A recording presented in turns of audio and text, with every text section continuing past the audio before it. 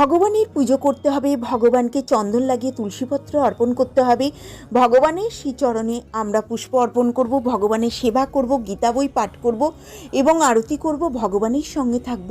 সমস্ত তীর্থের ফল কিন্তু আমরা এই একাদশী ব্রত পালন করলে পাওয়া যায়। সমস্ত জায়গায় এই একাদশী একই দিনে পালন করা হবে। তো আমরা কিন্তু সমস্ত রকমের একাদশীর পুণ্যের ফল কিছু না কিছু আমরা প্রাপ্ত হতে পারি।